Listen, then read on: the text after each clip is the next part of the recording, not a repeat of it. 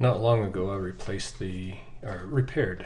cleaned up the locks on my 1999 Ford Ranger. Thought others might be interested in how I did that. There are a couple of decent videos on YouTube that were very useful, but nothing comprehensive. So I thought I'd create my own little how-to. First thing, tools you'll need. You need a screwdriver or I prefer a Wonder Bar, and the lock seals or gaskets that go between the door and the lock mechanism. To remove the lock, you pop out these little brackets that are on the side of the door. They come out fairly easily, surprisingly easily. Once they're removed, just pull the cylinder out very carefully. The mechanism, the lock mechanism, attaches to a rod.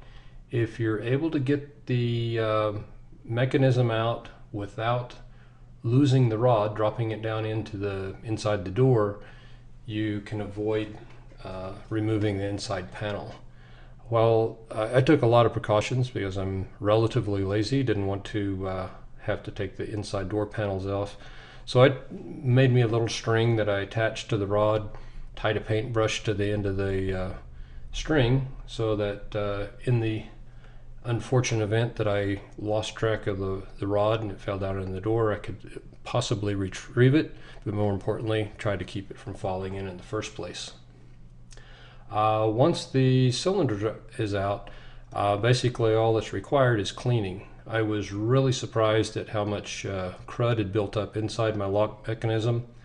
When I pulled it off as carefully as I could, the gaskets just fell apart. So I found a place on the internet where I could purchase new gaskets. Over the years, all the WD-40, the graphite, other cleaners that I'd tried to make the locks work more smoothly with, actually looks like it was counterproductive. Created quite a mess.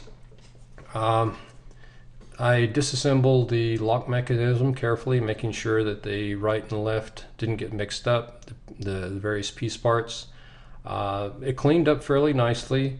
Used things like WD-40 to remove the grease and the buildup of materials, and then a solvent to remove the WD-40 or other cleaning fluid.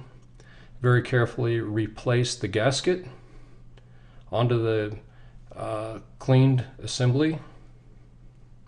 At this point, there is no lubrication.